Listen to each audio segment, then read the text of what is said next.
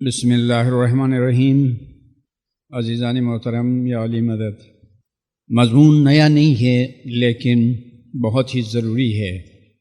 شاید بعض عزیزوں کے نزدیک یہ مضمون نیا ہو سکتا ہے، لیکن کچھ کے نزدیک یہ مضمون نیا نہیں ہے، تاہم اس کی بہت بڑی اہمیت ہے۔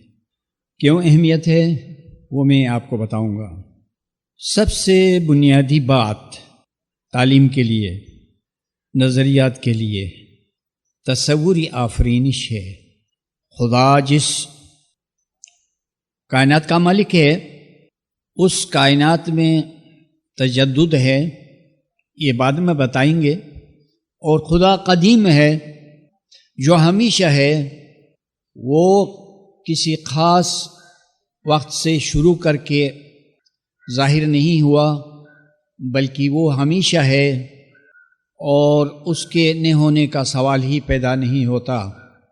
اور اس میں کسی کو اختلاف بھی نہیں ہے کہ خدا ہمیشہ ہے۔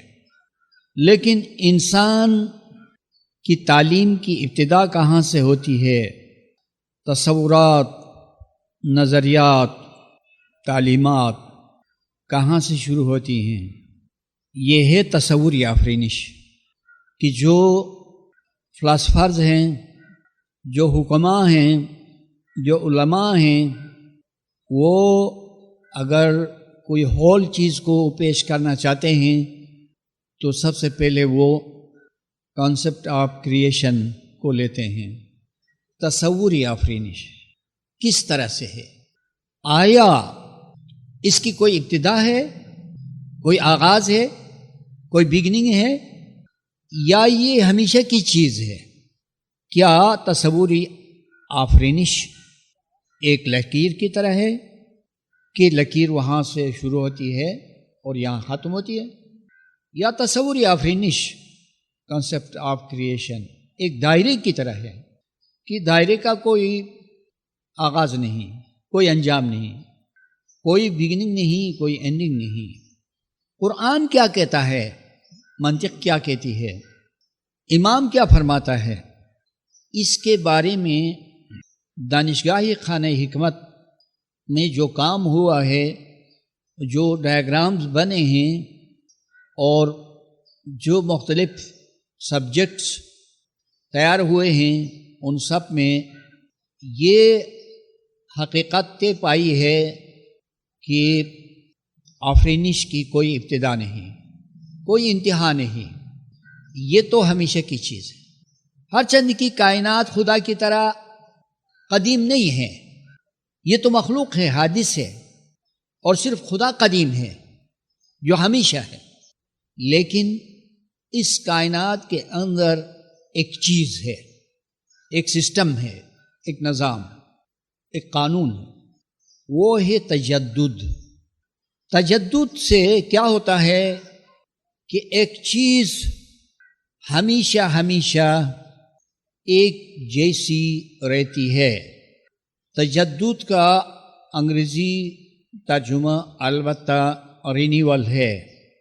تو اس تجدد سے کائنات اور ہر چیز تر و تازہ رہتی ہے اور ہمیشہ رہتی ہے، تاہم یہ قدیم نہیں کہلا سکتی۔ لیکن لوگوں نے کیا کیا؟ انہوں نے ابتدا ہی میں غلطی کی، تصوری آفرینش کو نہیں سمجھا، کانسیپٹ آف کریشن میں غلطی کی۔ جیسا کہ مولائی رومی کہتے ہیں، خشت اول چون نہت معمار کاج تا سریا میروت دیوار کاج۔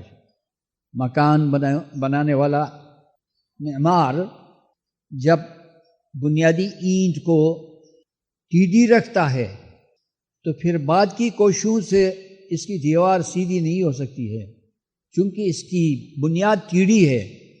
تو ایسی دیوار اگر آسمان تک بلند کی جائے تو وہاں تک یہ ٹیڑھی جائے گی۔ بہت اچھی مثال ہے، خشت اول چون نہت معمار کاج تا سریا می روت دیوار کش۔ تو لوگوں نے کانسیپٹ آف کریشن میں، تصوری آفرینش میں غلطیاں کی۔ اور پھر اس بنیادی غلطی کی وجہ سے بے شمار غلطیوں نے جنم لیا۔ یہ ان کے لیے عقلی سزا تھی کہ جس طرح خدا نے عقل کو پیدا کر کے یہ فرمایا تھا کہ ثواب تیری مناسبت سے ہوگا اور عذاب بھی تیری مناسبت سے ہوگا، لیکن جب خدا نے عقل کو پیدا کیا نہیں لگتا تھا کہ وہ کوئی ابتدا تھی، بلکہ درمیان کی بات تھی، اس لیے کہ خدا نے یہ فرمایا تھا کہ اے عقل، میں تم کو ایک محبوب شخص میں پیدا کرتا ہوں۔ تو عقل کی پیدائش سے پہلے ایک محبوب شخص خدا کی نظر میں تھا، وہ خدا کا کوئی نبی تھا یا امام تھا، اسی میں خدا نے عقل کو پیدا کیا تھا۔ گویا عقل کو خدا نے عالم شخصی میں پیدا کیا تھا، اس مجرد کائنات میں نہیں۔ تو ہم نے عرض کیا کہ تصوری آفرینش بے حد ضروری ہے۔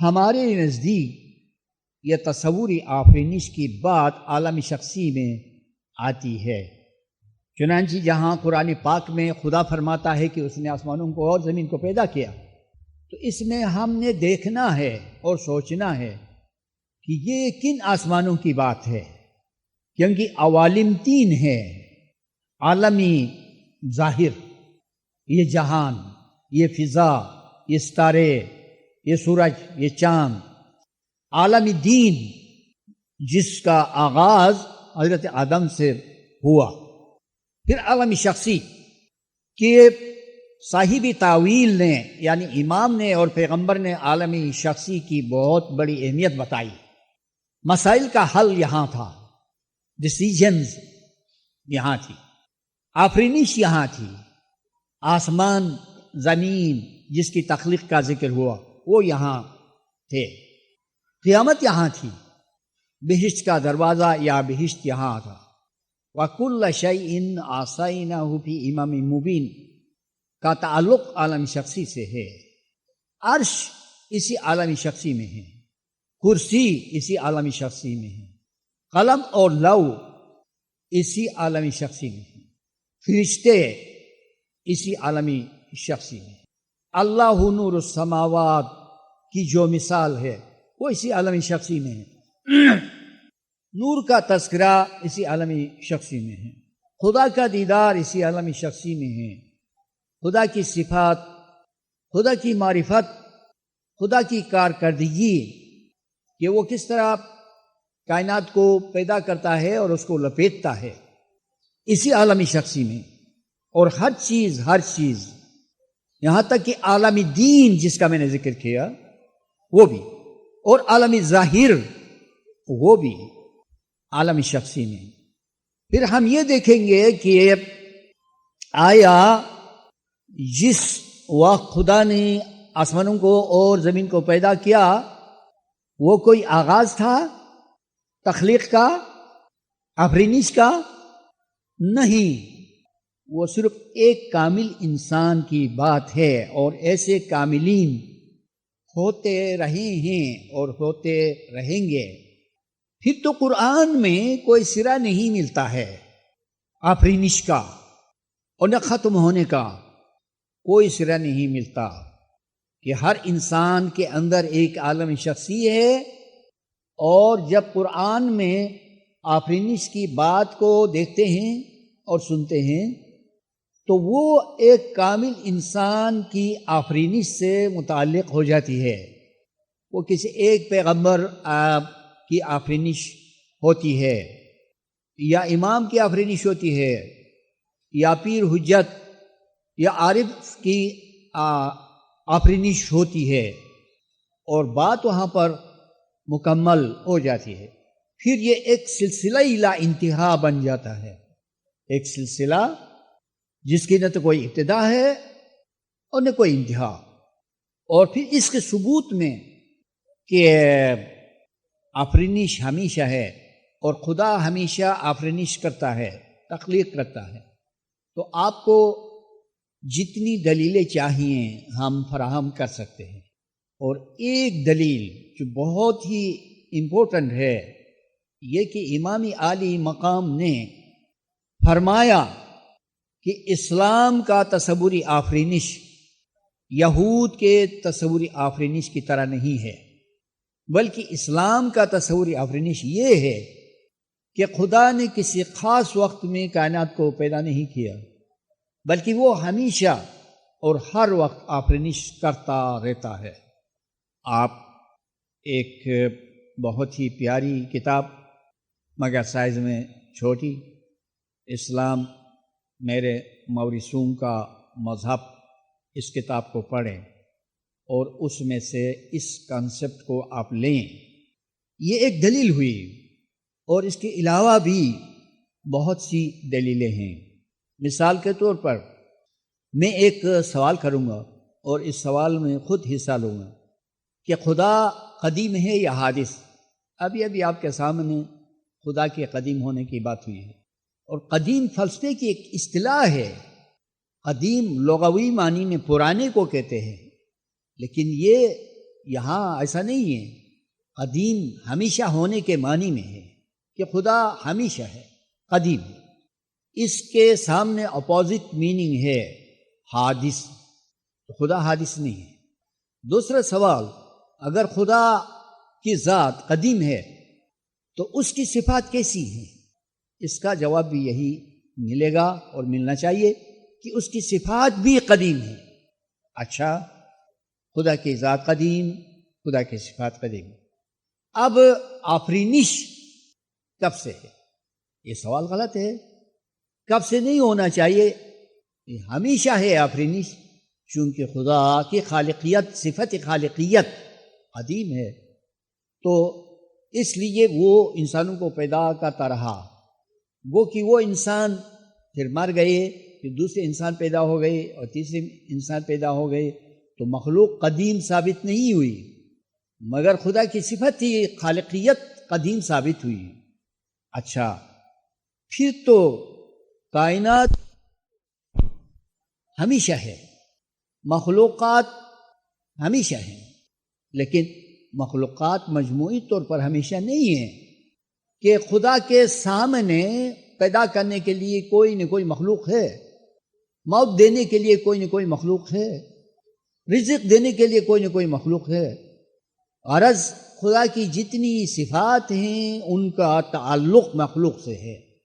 ٹھیک ہے، خدا کی چند صفات دیگر ہیں جن کا تعلق مخلوق سے نہیں ہے، جیسے سبحان، پاک، لیکن اس پاک میں بھی البتہ ایک تصور ہے مخلوق کا کہ مخلوق جس طرح سے معیوب ہے، خطاوار ہے، خدا ایسا نہیں ہے، وہ پاک ہے۔ تو خدا کی اس صفت میں بھی مخلوق کا تصور ہے، اور اکثر خدا کی صفات کا تعلق مخلوق سے۔ اب امام نے جو فرمایا کہ اسلام کا تصوری آفرینش یہود کے تصوری آفرینش سے مختلف ہے، تو ہم یہ بھی جاننا چاہتے ہیں کہ یہود کا تصوری آفرینش کیا ہے۔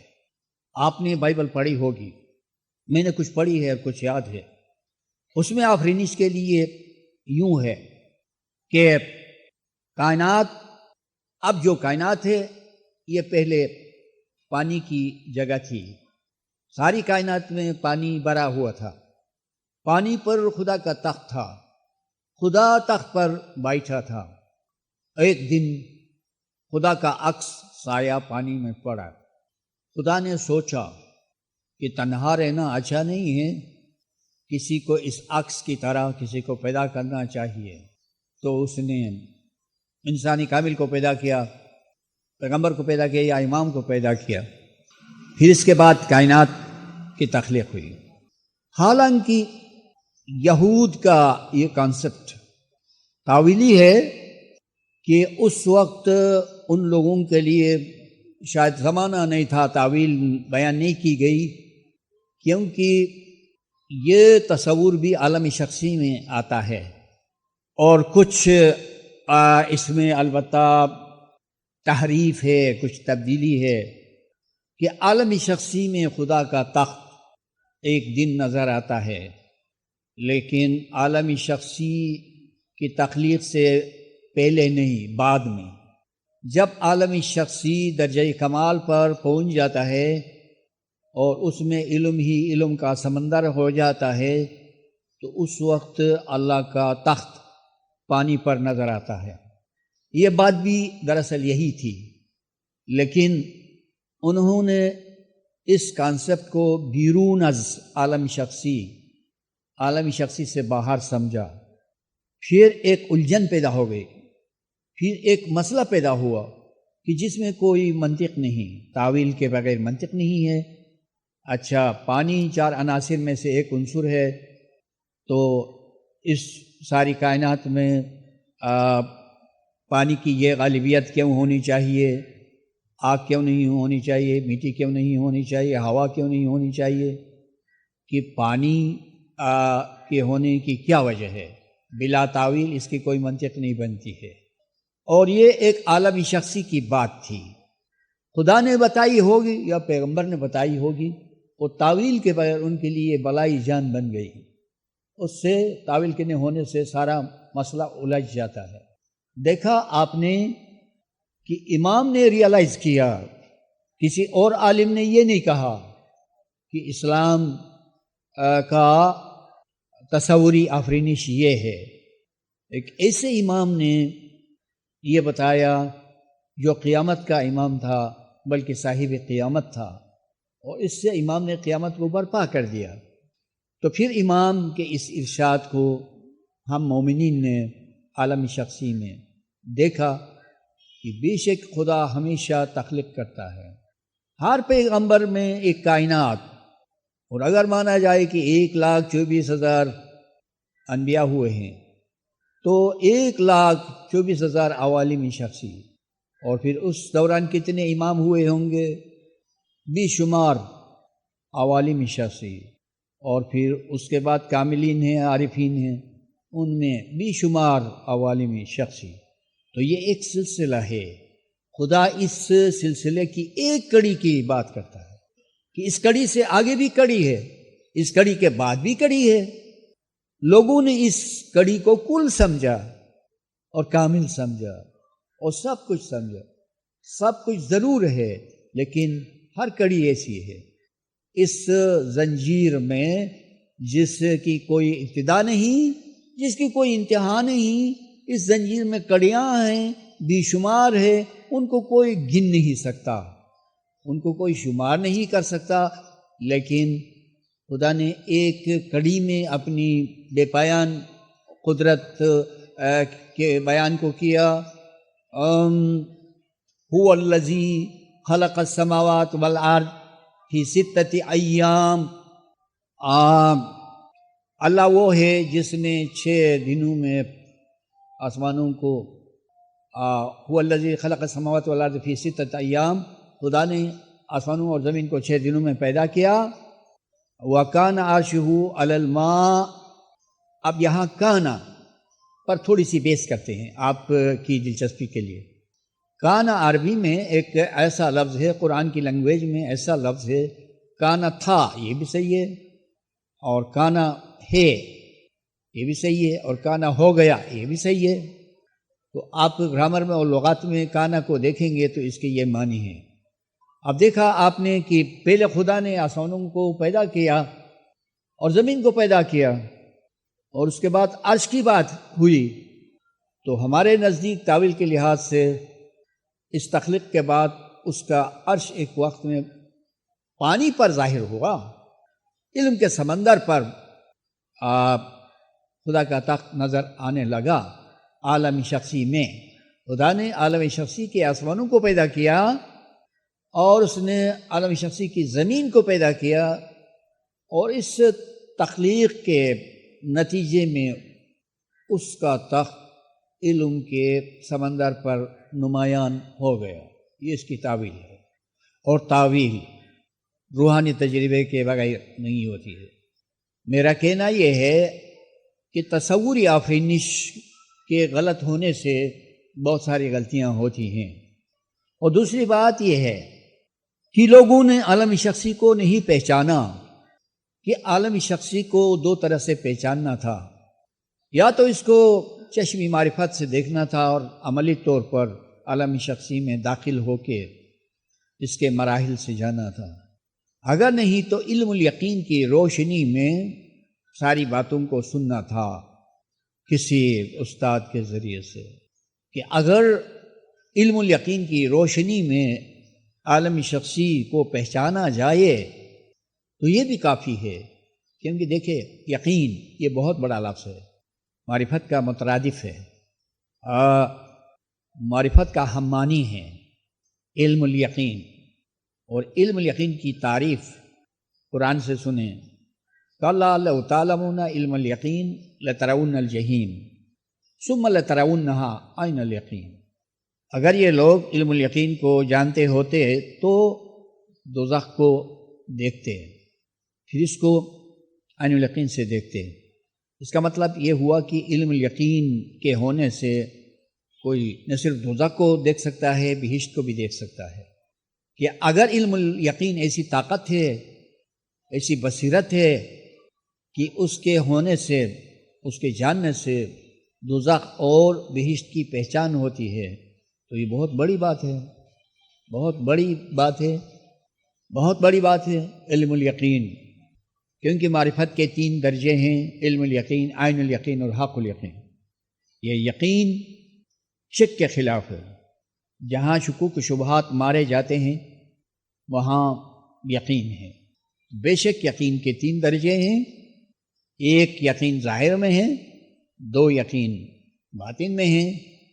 تو بات میں وہ کر رہا تھا کہ بنیادی چیزوں کو سمجھنا ہے، اور کانسیپٹ آف کریشن، تصوری آفرینش بے حد ضروری ہے، اس کو دلائل کی روشنی میں سمجھنا ہے، پھر اس کے بعد ہر چیز آسان ہے۔ اور دوسری بات یہ ہے کہ مومن کا مکتب عالم شخصی ہے، اور قرآن کی ہر آیت کو عالم شخصی میں لانا ہے، اور عالم شخصی کے پیش نظر آیت کی تفسیر اور تاویل ہونی چاہیے، کچھ بھی ہو، کہ خداوند عالم نے عالم شخصی کی بہت بڑی اہمیت بتائی ہے،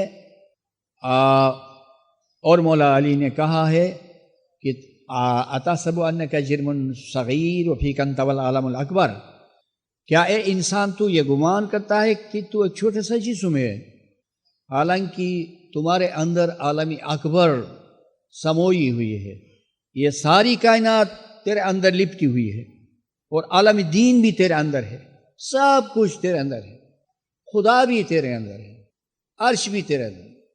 پھر قرآن کی کوئی بھی آیت ہے تو اس کی میننگ کے لیے اور اس کی تعبیر کے لیے عالم شخصی کا تصور بے حد ضروری ہے۔ انشاءاللہ آپ رفتہ رفتہ پختہ ہو جائیں گے، مضبوط ہو جائیں گے، اور میری گفتگو